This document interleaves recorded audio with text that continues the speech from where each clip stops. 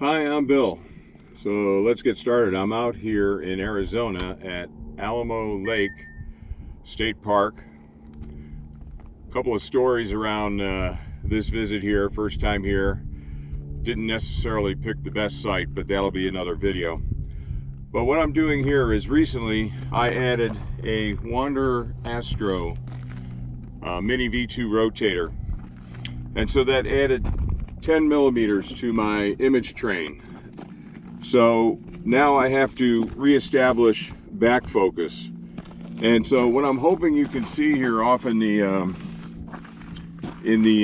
distance here, that is a volcanic plug. So there's a peak out there. I think it's called Atlas, not Atlas Peak, I think Artillery Peak. It's in the Artillery Mountains. And it's a plug where when the magma came up, it started to cool and it plugged the vent that all the magma was coming out of. I don't know, like we're talking millions and millions of years ago. But so it's quite some distance away. So what I've done is I'm using ASI cap, I think, so I can get into video mode. And if the lighting is right, I have another camera down here that will show that peak. And what I've done is I've taken my autofocuser belt off.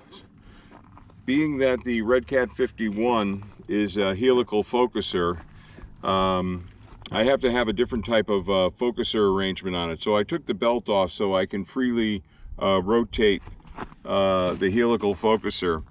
And I aimed the telescope at the peak out there.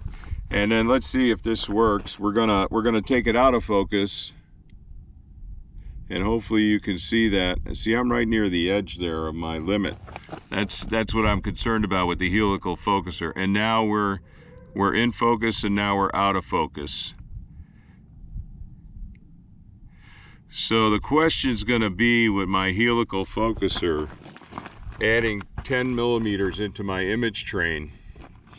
Am I going to have enough travel on my helical focuser for the autofocus runs? And that is what I'll find out tonight. I do have a 16.5 spacer in here. Right now I think I'm about at 57.5 or 58 millimeters. Ideally I'd like to be at 55. I might have to take this 16.5 spacer out and put maybe a 10 millimeter spacer in to gain a little bit more room. I don't have any with me. It's a good reason to carry some spare spacers. But much the same way I set back focus with my Celestron, doing it in the daytime to get it close, and then at night refining the focus point. But hopefully you can see it here. So there I'm out of focus, way out of focus. I was way over here somewhere, and then we come back in and we bring it into focus. So that's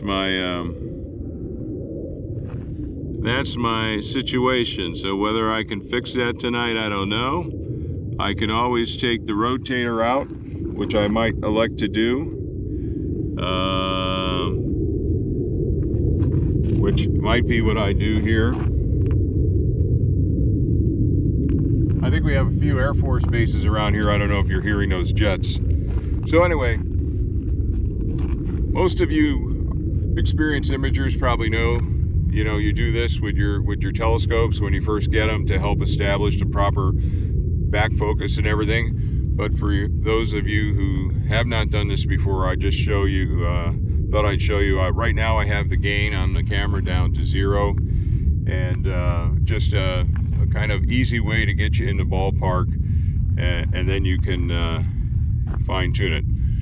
I'm at, as I said in the beginning, Alamo Lake State Park. It's a nice site. Next time I come here, I'm scheduled to come here in February for New Moon. I'm going to go into Campground E. I'm in the Ramada campground here. Unfortunately, there's a couple of big lights here that has turned this Bortle 2 site at night into a Bortle 5. But it's good enough for me to work on, you know, kind of maintenance on my scopes and stuff like that.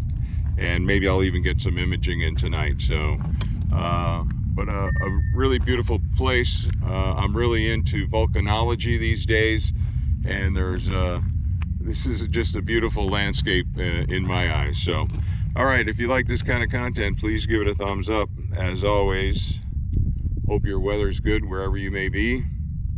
Till next time.